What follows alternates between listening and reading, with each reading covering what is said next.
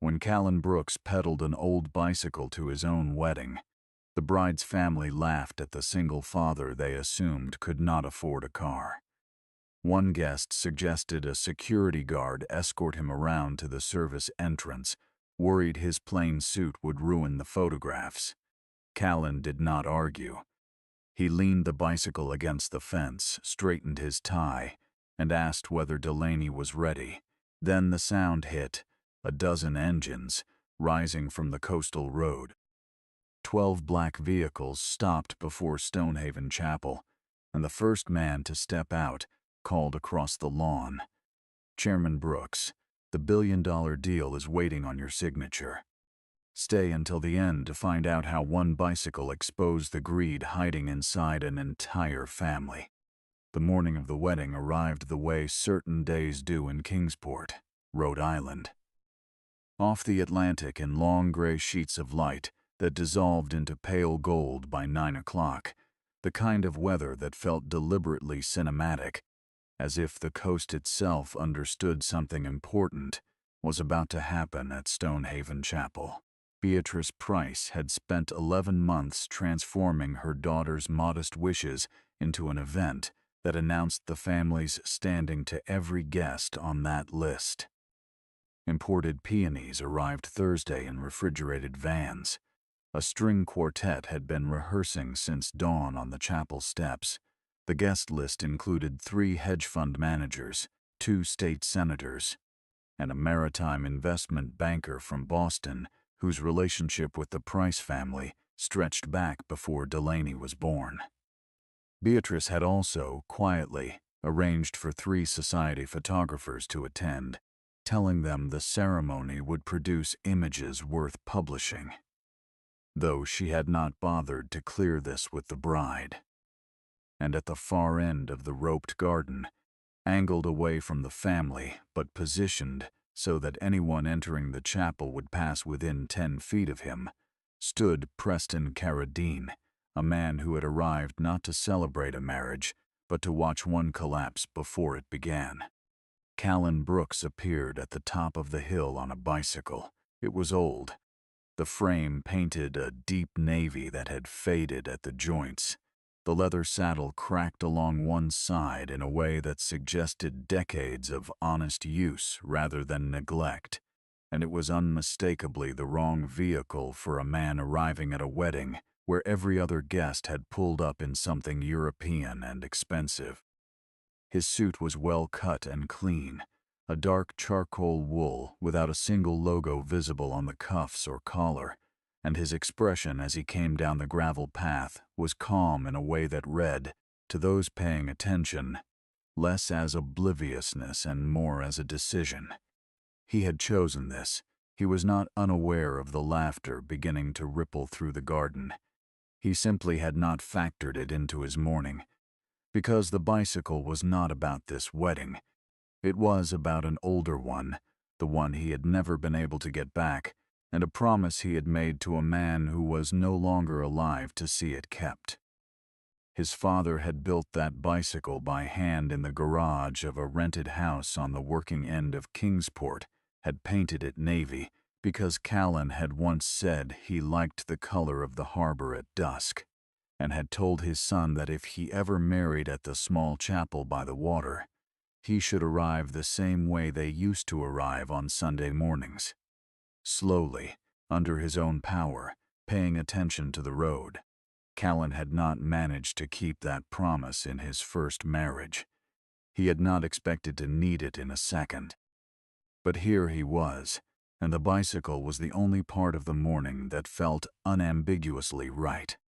The first audible remark came from a cousin of Delaney's, who had flown in from Connecticut, and had apparently brought her opinions about appropriate wedding transportation as carry-on luggage. She asked, just loudly enough to be overheard by the 3 people beside her, whether the groom's car had broken down, or whether he genuinely could not afford to rent something suitable for the occasion. A man near the garden wall called out that the valet parking attendants were going to have trouble with that one, to the mild delight of the cluster surrounding him. Beatrice Price stood at the chapel entrance and did not laugh.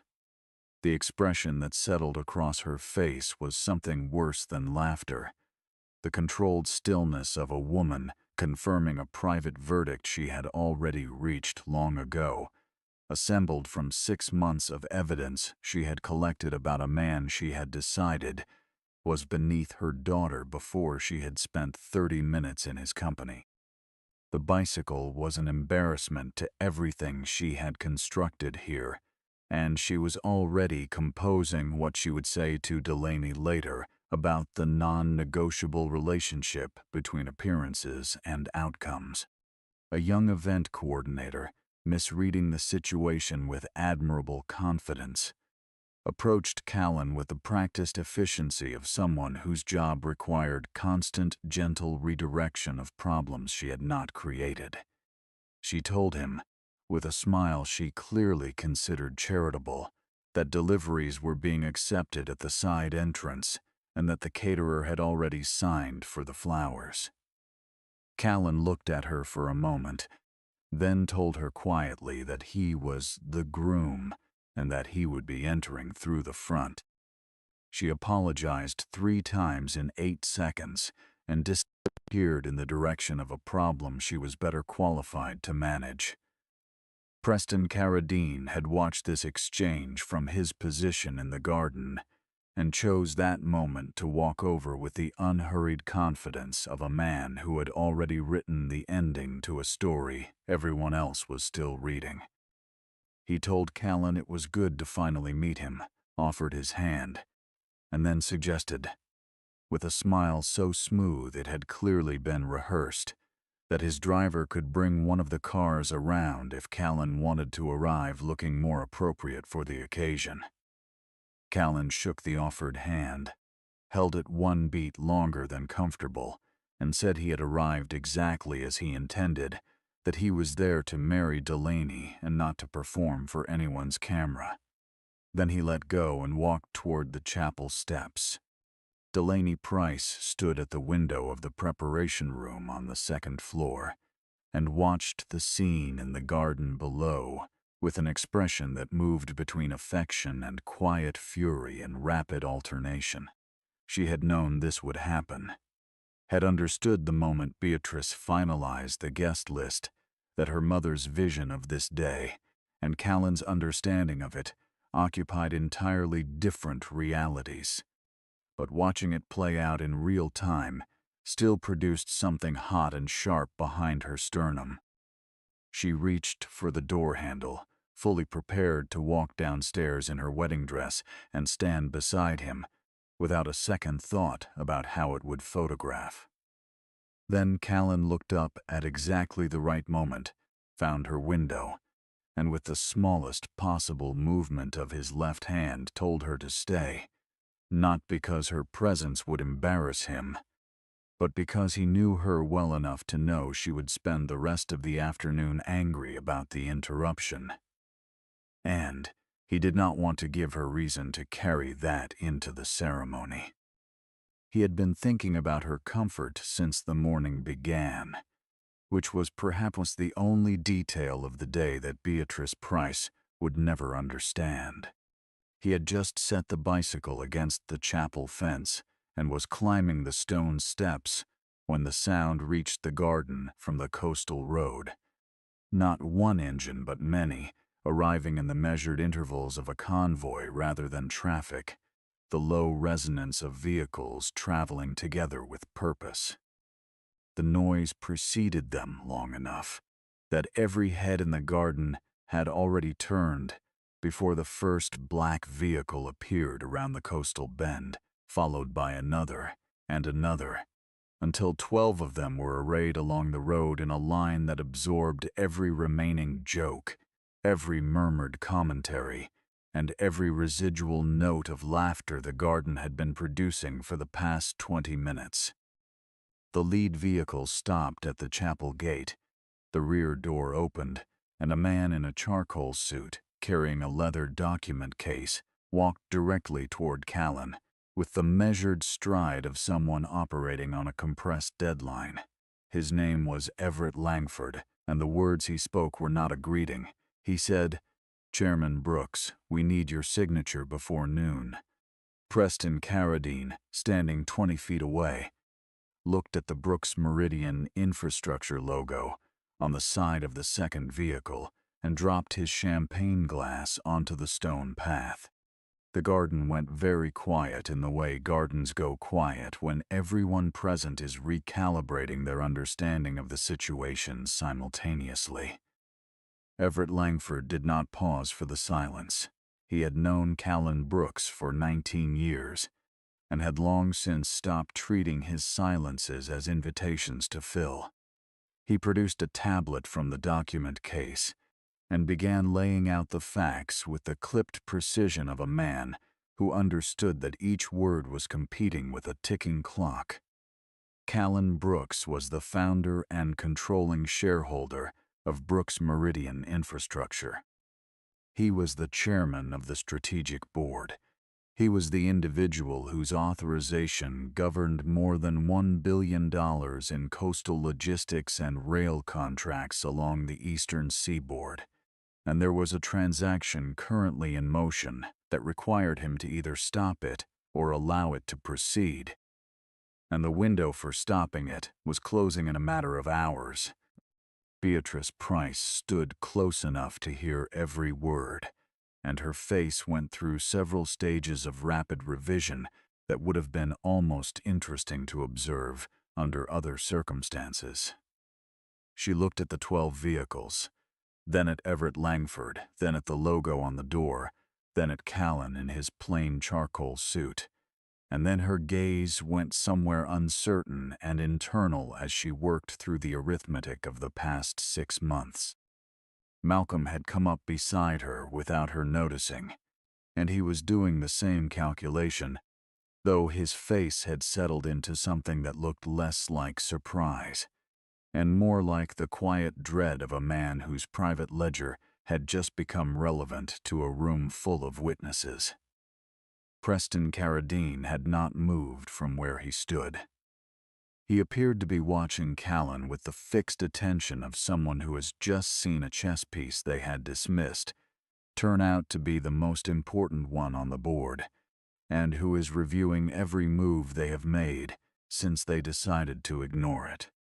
The doubts came quickly from the edges of the gathering, muted suggestions that perhaps there was a mistake, that the name coincidence was exactly that the logo might belong to a regional subsidiary sharing the founding family's surname.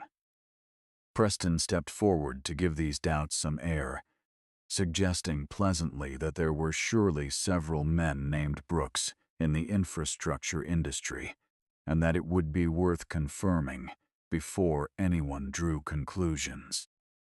It was the last full sentence he completed before the rear door of the final vehicle opened, and Cordelia Winthrop stepped out onto the coastal road in a gray dress and pearls, with the posture of a woman who had been born expecting people to pay attention when she entered a room.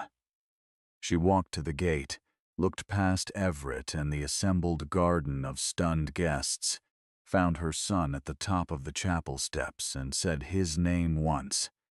The way you say someone's name when you are both arriving and confirming an alliance at the same time. The revision in the garden was immediate and undignified. The cousin from Connecticut found a reason to move toward Callan that required a complete reversal of the direction she had been moving 7 minutes earlier. Beatrice Price crossed the garden at a pace that suggested the last hour had not happened, and called Callan family with the warmth of a woman who had apparently always meant it. Malcolm reached Callan's side and began talking about potential areas of mutual business interests in a tone that was working very hard to sound like casual conversation.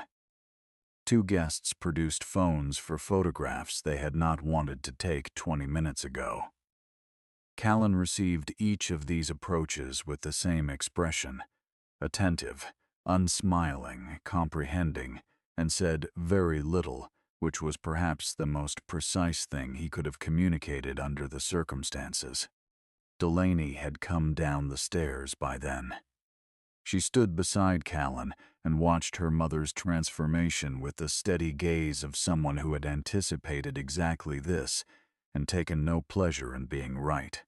Beatrice turned to her daughter, and the warmth evaporated into something colder, an accusation dressed as concern. She said Delaney had hidden something significant from her own family, and that no reframing would make this kind of omission acceptable behavior from a daughter who claimed to respect her parents. Delaney said she had asked Callan to keep the information between them until after the wedding, and that she had done so because she wanted people to form an opinion of him before they knew his net worth.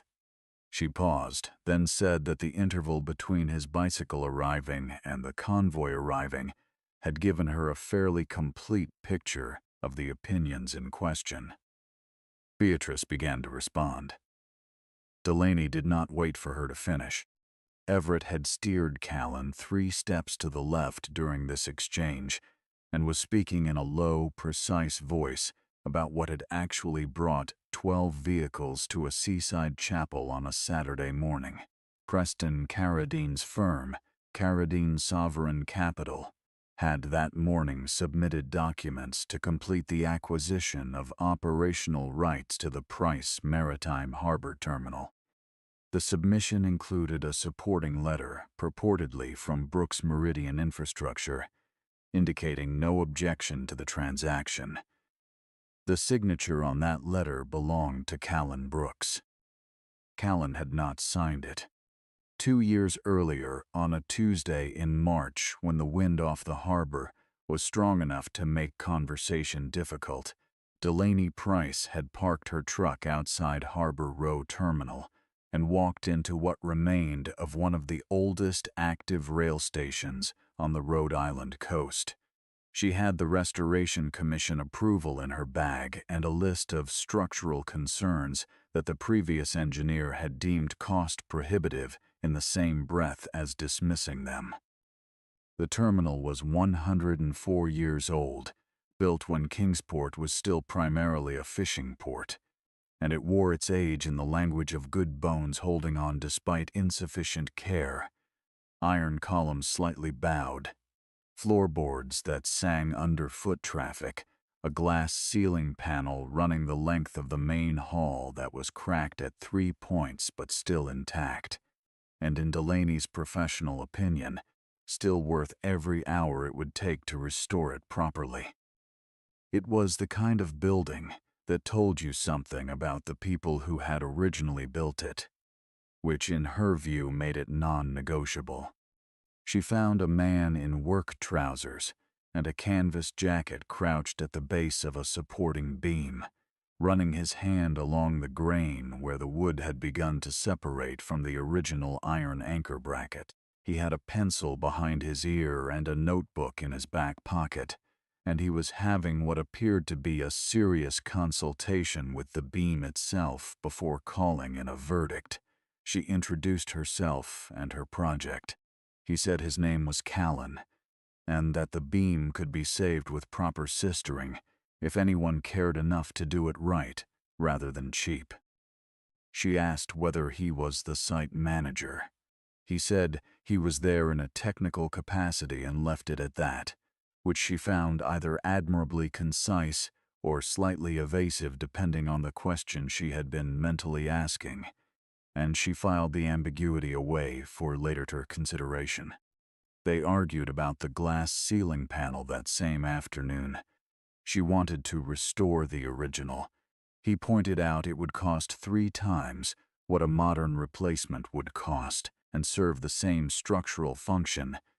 She pointed out that a building that traded its original character for function had already lost the primary argument for its existence.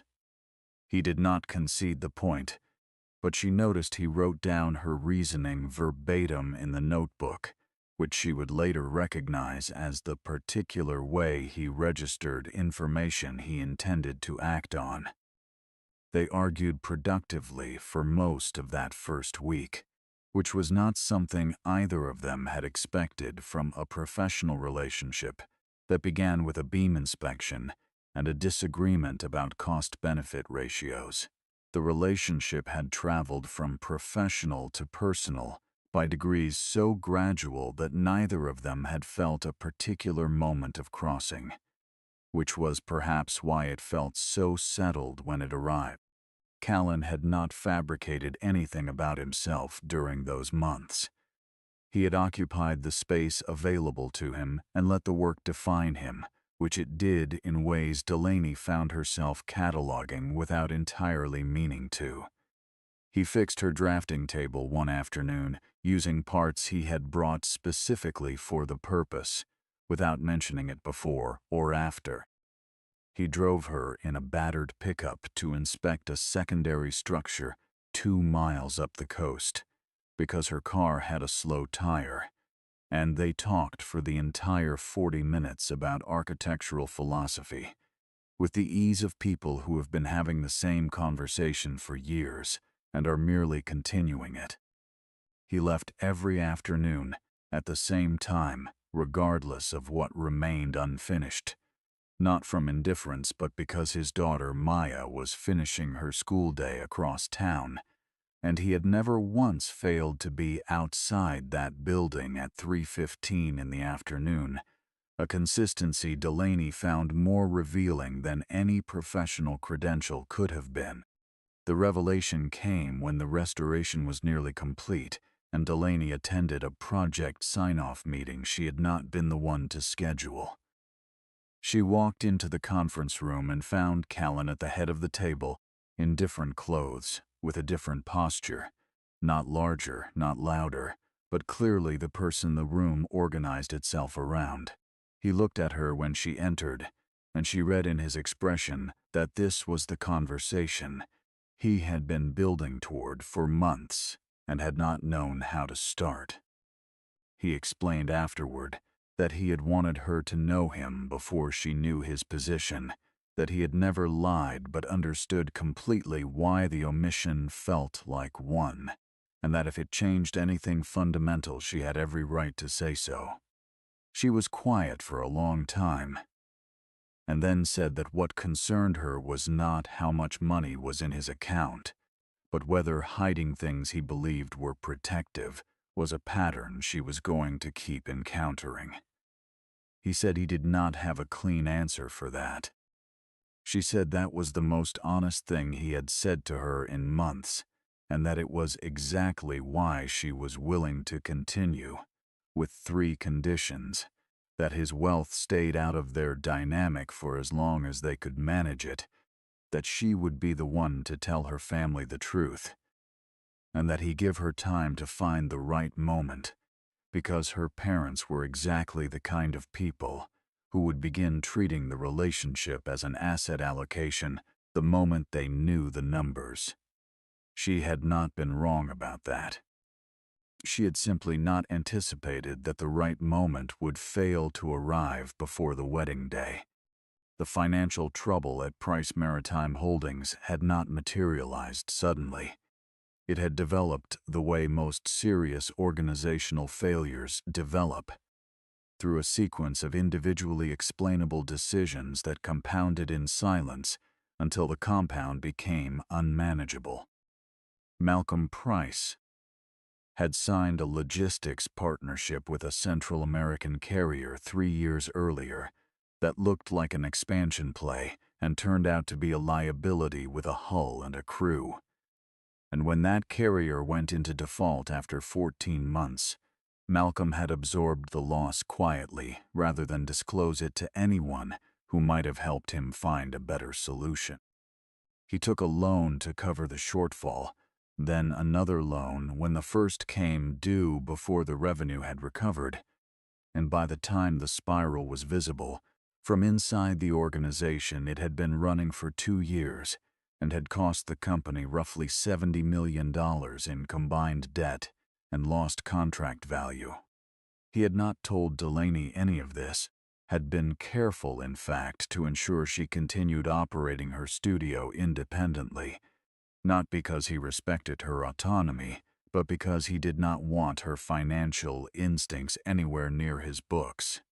What he had not anticipated was that someone else's financial instincts would find their way there first. Preston Carradine had identified Price Maritime as a distressed acquisition target approximately 18 months before the wedding, purchasing its debt through a series of intermediary funds, positioning himself as the largest single creditor without holding the debt under his own name, and waiting for the moment of maximum leverage. That moment arrived when a keel inspection revealed that the company's primary cargo vessel required dry dock repairs costing $11 million. The company could not absorb without triggering a covenant breach on its existing loans. Preston reached out to Malcolm through a mutual contact and positioned the conversation as a rescue.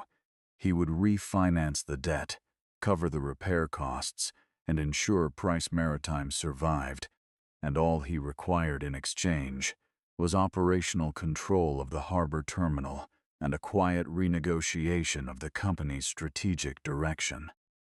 Malcolm, who had been awake at 3 in the morning, reviewing numbers he did not have solutions for, found this offer more reasonable than it should have been. The agreement Malcolm signed contained, in its third exhibit, a provision he had either not read carefully enough or not understood, a clause granting Carradine sovereign capital the right to complete the acquisition of terminal operational rights if Brooks Meridian infrastructure failed to formally object within a specified window. The clause also stated that a supporting letter from Brooks Meridian could be submitted in lieu of the objection, treating silence and endorsement as functionally equivalent. The letter, bearing Callan's forged signature, had been prepared in advance. Preston had known about the engagement for 4 months and had understood from the beginning that Callan was the single most consequential obstacle to his plan. He had also correctly assessed that Callan would be unreachable on his wedding day, his phone off, his legal team at a respectful distance, his attention appropriately elsewhere, and had set the filing deadline to coincide precisely with the ceremony. Simone Hartley had not been at her studio that morning for any reason connected to Callan's business, but when an email arrived in a shared inbox containing an attachment she did not fully understand but recognized as dangerous, she called Everett Langford at 7:48. By 8:15, the convoy had assembled. The side room off the chapel vestibule smelled of old stone and candle wax, and it was in this room that Callan read every page of the document package Everett had brought with the focused attention of a man who understood that the speed of his reading was directly connected to consequences he could not afford. What he was holding had been carefully constructed, not quickly, not carelessly, but over months, by someone who had anticipated resistance and pre-addressed it. The forged signature was clean. The framework agreement Malcolm had signed was worded in ways that would survive casual scrutiny. The timeline Preston had built forced a response within hours of a deadline set to coincide precisely with Callan's most unreachable window. If Carradine completed this acquisition, the downstream consequences ran outward in several directions at once. Brooks Meridian would lose its primary southern coastal access point, linking 3 separate rail corridors to deepwater port capacity. Price Maritime would be absorbed piecemeal, its physical assets stripped into a holding structure that would technically preserve the company's name, while eliminating everything that had made it viable. More than 1,500 workers across both organizations faced displacement, and the harbor terminal itself. The building Delaney had spent 14 months restoring, whose glass ceiling she had argued for with a passion Callan had found quietly extraordinary, would be demolished within 18 months to accommodate a cargo staging facility that had no use for original ironwork or intact history. Everett laid out what was required: sign the formal objection, summon the strategic board to a quorum, authorize a legal challenge to the forged letter, and do all of it before noon. He said it without quite saying that the wedding would need to wait, because he knew Callan would arrive at that conclusion faster, without the prompt. Callan was looking at the floor when Delaney opened the door. She had come down the back stairs in her dress, and had not been stopped by anyone because the look on her face did not invite stopping. She stood in the doorway, took in the room, and asked what they needed. Everett began to explain. She held up one hand and told him she had heard enough through the door to understand the shape of it, and asked why it required Callan to be absent from his own wedding. Callan said he did not want work to claim another day that belonged to someone else. Delaney was quiet for a moment, long enough that both men in the room understood something careful was being assembled.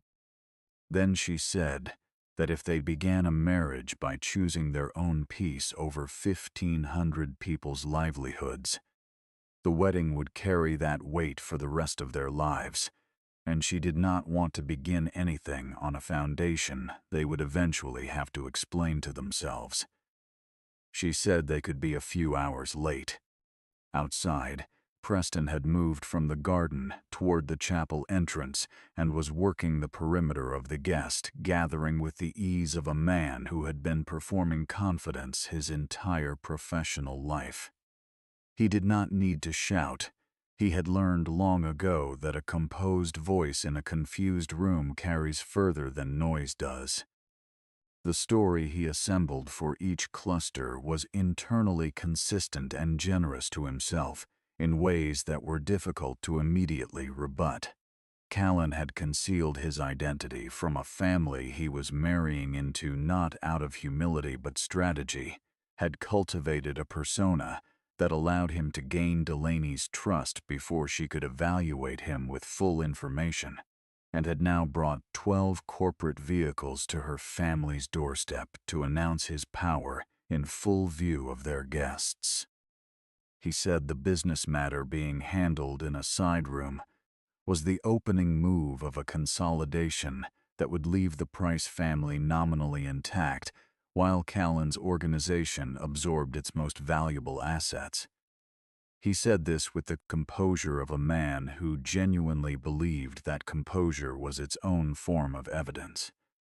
Several guests who had arrived with no particular investment in the outcome found themselves uncertain, which was exactly what Preston needed. Callan walked out of the vestibule and stood at the top of the chapel steps in the clear coastal light where everyone present could see him, and he did not raise his voice. He said that he had not introduced himself to the Price family as a wealthy man because the woman he loved had asked him not to, and that he had honored her request because it was reasonable and because he trusted her judgment. He said that Delaney had known who he was before their first date, before their first serious conversation about a future, and before he had ever considered proposing. He said that if forming an opinion of a man based on his bank balance and eyeing it immediately upon learning the number was also a form of concealment, the garden had provided several demonstrations of that variety over the past 40 minutes. Delaney came up beside him in her dress, in the direct coastal light, and confirmed everything he had said in one sentence. Then she said she had kept the information from her family because she had wanted their judgment of Callan to develop from who he was rather than what he was worth, and that the morning had provided useful data on what that judgment looked like in practice. Beatrice's voice came from the garden, precise and carrying. She said her daughter's decision to hide something of this magnitude from her own parents was a betrayal of trust, and that no framing of it would change that. Delaney turned to look at her mother directly and said, Tell me which part of your opinion of Callan changed when the cars arrived, and we can have an honest conversation about who was hiding what." The silence that followed was the garden's longest of the morning. Callan pulled Delaney aside and told her there was something she did not yet know about Malcolm. 3 minutes, using the precise language of a man who did not believe in softening information he had no right to soften. $12 million had exited Price Maritime's accounts through a series of fabricated maintenance invoices and equipment leases, payable to a company whose beneficial ownership traced, through 2 intermediary structures, to a joint venture Malcolm had entered into privately and catastrophically. The money was gone. The invoices were not real. And Preston Carradine, who held the debt instruments, encompassing the period in which the transfers occurred, had known about this for more than 14 months, and had been using it to keep Malcolm compliant. Delaney asked how long Callan had known. He said 3 weeks. His due diligence team had flagged the transfer anomalies when reviewing the harbor terminal contracts, and he had debated how to tell her without it sounding like a justification for what Brooks Meridian stood to gain. She said that was the wrong reason to wait. He said he knew that. She said that was exactly the problem. The conversation between Delaney and her father happened in the garden, out of the immediate hearing of the guests, though the physical distance offered only partial privacy in a space this charged. Malcolm said he had made decisions under pressure that he would have made differently under better circumstances. Delaney said that was a description of most serious mistakes people make, and did not explain why he had been willing to allow a forged signature and a manipulated transaction to be used against the man she was marrying. Malcolm said he had not known Preston would go that far.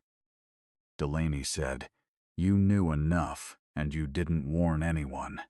Then she turned to face Callan, who was standing at a respectful distance, and asked whether Brooks Meridian intended to make use of what it knew. Callan said that was Delaney's decision, not his. Preston had observed this exchange and understood, with the instinct of a man who had built a career on reading power shifts accurately, that the morning was no longer developing according to his plan. He approached Callan with the specific manner of a man who intended to negotiate from a position he did not actually hold, and offered a version of the day where everyone walked away with something workable. The transaction completed in modified form, the embarrassing details of Price Maritime's internal accounting remaining private, the wedding proceeding without further disruption. He laid this out over 4 minutes, which was 3 minutes and 40 seconds longer than it deserved. Callan listened to all of it and then said, "I am not going to use my wedding to negotiate a corporate transaction." Preston's response abandoned its earlier composure. He said that a man who could have arrived in one of 12 cars but had chosen a rusted bicycle was either performing humility for an audience or genuinely could not distinguish between sentiment and strategy, and that neither quality inspired confidence in the kind of partner he would be. Callan said, "The poorest person in this garden is the one who needs to own everything before he feels like he matters." Cordelia Winthrop, standing close enough to hear, turned to look at her son with an expression that, if you knew her well enough, contained something that might have been recognized as pride. Then Maya appeared at the chapel doorway, 13 years old in a pale dress, holding the ring box in both hands, with the careful grip of someone who understood that the contents were important. She looked at her father across the garden and asked, very simply, whether the wedding was still happening. Callan told her he did not know yet. Maya considered this for a moment, and then said that Delaney was still inside, and that she had looked out the window twice. Then she turned and went back through the chapel door as efficiently as she had arrived. Everett had the secure conference connection established in 4 minutes from the time Callan told him to proceed. 7 board members on screens, 3 on phones, all of them in varying states of a Saturday morning that had just become a working one. Callan presented in the direct sequence of a man who had no interest in building to a conclusion. Forged signature, hostile acquisition attempt, forged document filed with a municipal authority, deadline in less than 20 minutes, proposed response. He did not mention that he was doing this from a room that smelled of candle wax, while his bride stood 40 feet away in a wedding dress. 3 board members approved the emergency objection filing immediately. 2 expressed concern about the apparent conflict of interest in acting on behalf of a company the chairman was marrying into that afternoon. They were not wrong. Callan said he was disclosing it now, on a recorded call, with legal counsel present, and that the objection's merit did not change based on his personal relationship to the affected parties.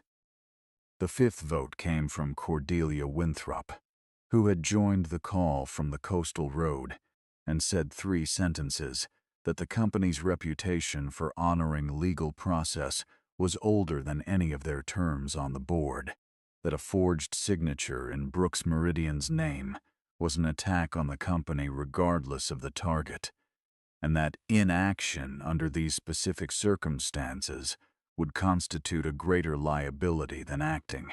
The 6th and 7th votes followed within 30 seconds. Delaney had been working while the board call was in progress. She had pulled up the Harbor Terminal Conservation filing on her phone. She knew the document from memory, but needed the clause numbers, and found what she had remembered. The Kingsport Heritage Preservation Act required 30 days of prior notification to the Municipal Conservation Board before any change of operational ownership affecting a designated structure. The Price Maritime Terminal had been designated 18 months ago. Preston had filed the acquisition documents that morning. He was 11 days short of the required notification window, which meant the transaction was procedurally invalid, regardless of the signature dispute. She wrote the relevant statute numbers on a piece of chapel stationery and handed it to Everett through the doorway without interrupting the call. Everett absorbed this in 2 seconds and added the conservation statute violation to the emergency injunction filing his firm had been building since 7 that morning. Simone Hartley, stationed at a table in the chapel lobby with her laptop, submitted the complete filing package to the Kingsport Municipal Court at 11:57. The acknowledgement arrived at 11:59. Preston Carradine received notification of the injunction at 12:01 through a text from his attorney that Everett summarized for Callan with a brief nod. The final element arrived quietly from a conversation Cordelia was having on the coastal road with a managing director at the investment bank that held the majority of Carradine Sovereign Capital's revolving credit facility. When the forged signature allegation surfaced in the injunction filing and became part of the public record, the bank's compliance division had a disclosure obligation that superseded any commercial relationship. The credit facility was suspended pending review before Preston had finished reading the injunction notification on his phone. He looked across the garden at the chapel, and then at the road, and then at Callan Brooks, who was putting on his jacket by the vestibule door. Then Delaney walked up beside Callan, her dress catching the coastal wind, and removed her veil. The chapel was empty of guests for approximately 12 minutes. They had been guided gently to the garden by the coordinator, who had learned to stop making assumptions about the people she was coordinating, and in that space, Callan and Delaney had the kind of conversation that requires a room without audience. She had not removed the veil because she was certain. She had removed it because certainty was exactly what she needed to examine before she put it back on. She said she was not angry that he was wealthy. She was not angry that he had concealed it from her family. She was not even entirely angry about the harbor terminal finances, because she understood the reasoning even if she did not accept it. What she was angry about was the shape of his silence, the particular way he had decided, repeatedly, that information which affected her life was better held by him alone until he determined it was safe to share. She said this pattern had a name, and the name was not protection. He did not attempt to reframe it. He said she was right, and then he said something she had not expected, that he had spent 6 years managing information carefully because in the years after his wife died, careless disclosure had cost him things he had not been able to get back. Privacy, stability, a daughter who was still adjusting to a world that had changed too fast. He said he had confused managing risk with managing the people he loved, and that he did not have a clean solution for a habit that had been running for years. He said, "I rode here on a bicycle to keep a promise to my father, and I spent the whole morning forgetting the more important promise, not to make the same choice again of deciding what you needed to know." He told her that if she needed more time, she could have it. If she wanted to begin something different, with new terms and explicit agreements about what each of them had the right to know and when, he would sit down and do that work. If she wanted to leave entirely and come back to the conversation when she had more room for it, he would not ask her to hurry. He set the decision on the floor between them and left it there. She was quiet for long enough that the coastal light through the chapel's narrow windows moved 1 degree along the stone floor. Then she said she did not want a timetable. She said she wanted 5 specific things, that he tell her the truth when it affected their shared life, before he had decided what to do about it, that he stop making decisions on her behalf out of protection, that he allow her family to face the consequences of their own choices, that Price Maritime's books be reviewed without his interference on Malcolm's behalf, and that he never again let a secret grow large enough that its revelation required a convoy. He said yes to all 5. She said she believed him, which was a different thing from trusting him completely, and that the distance between those 2 things was where the work of the next several years would live. She reached for the veil. Then she said, "I'm not ready to walk into an empire, but I'm still ready to walk toward you." He said he had not asked her to walk into anything. He said he only wanted her to keep walking with him. She looked at him for a moment and then, with the precision of a woman who knew exactly what she was choosing, and had stopped pretending otherwise, she put the veil back on. Malcolm, in the garden, had agreed to Delaney's terms. He would resign from Price Maritime's board, cooperate fully with an independent audit, and not ask Callan to shield him from findings.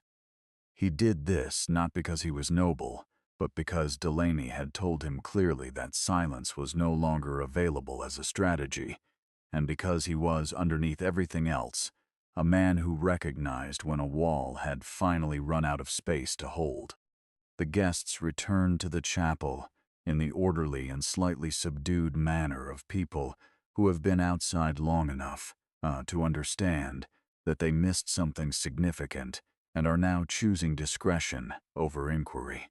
The string quartet had never stopped playing. The coordinator had made at least one good decision that morning, and the music in the chapel was exactly what Delaney had originally asked for: understated, warm, something that felt like a beginning rather than an announcement. Cordelia Winthrop sat in the 2nd row. Beatrice Price sat across the aisle. Neither woman spoke to the other, but Beatrice's face had settled into an expression that contained, if you looked carefully, carefully. The beginning of something she did not yet have language for. A reckoning conducted in real time in a chapel pew concerning what she valued and what she had taught her daughter, and whether those two things had ever been the same. Maya came down the aisle and delivered the rings with the quiet efficiency of someone who had been asked to do a job and intended to do it correctly, then returned to her seat with the focused self-possession of a 13-year-old who understood more than she was given credit for and had decided the adults could manage the rest. Callan watched her sit down and thought, not for the first time, that she was the best evidence he had for anything he had done right. The vows were short and had been written before the morning's events, but Delaney added one sentence at the end that was not in the original draft. They had agreed not to use silence as a shield, not to allow family to turn their marriage into a negotiation, and not to measure each other's choices by what they cost. Callan said the same promises back in different words. The officiant, who had been standing at the altar for 2 hours longer than anticipated, and had the composure to show for it, said the words that made the rest of the morning official. The outcome for Preston Carradine developed over the following weeks with the methodical thoroughness of a process that had never been in a hurry. The forged document became the centerpiece of a fraud investigation. The acquisition fell apart. The suspended credit facility was not reinstated. 3 investment partners withdrew from Carradine Sovereign's current fund cycle after the fraud allegation became public record. Preston was not destroyed. Men with resources rarely are, but he had been reduced, and not by Callan's superior wealth. He had been reduced by his own construction, which had been built on false documents, and the assumption that underestimating an opponent was the same thing as defeating one. Malcolm resigned from his company's board the following Monday. The audit commenced the week after, and the findings were as unpleasant as anticipated. The company sold several non-core assets, restructured, and survived in diminished but legitimate form. Brooks Meridian provided the temporary guarantee Callan had proposed: no equity stake, no control, and left the Price family to find their own path from there. Beatrice spent the following months discovering that the man she had tried to remove from her daughter's wedding was the same man who had declined to absorb her family's assets when he had every legal and financial mechanism to do so, and that this discovery sat in her chest in a way she had not yet found words for. At the end of the ceremony, Callan and Delaney walked out of Stonehaven Chapel and found 2 bicycles waiting at the bottom of the steps. His was the one he had arrived on, the old navy frame, the cracked leather saddle, the scratches of 40 years carefully preserved, the bicycle his father had built in a rented garage and painted the color of a harbor at dusk. The other was identical in age and character. Refinished in a deep burgundy, the frame restored with the same patient craft that Delaney applied to every structure she believed was worth saving, worked on for 4 months in her studio in the hours after the rest of the city went quiet, and it was the best thing she had ever given anyone. The 12 black vehicles were still on the coastal road, because Everett had a call with the municipal court and had not yet found a reason to leave, and they formed an unlikely procession behind 2 bicycles on a stretch of coast road where the Atlantic made the kind of sound that renders all ceremony briefly beside the point. Delaney accelerated on the first small rise and took the lead without discussion. Callan looked at the convoy in his peripheral vision and did not look back at it again. On the coastal road, in the morning light, with 12 vehicles following at a respectful distance behind 2 people who had chosen the slower way, no one laughed at the bicycles anymore. The man on the old navy frame had not needed them to stop.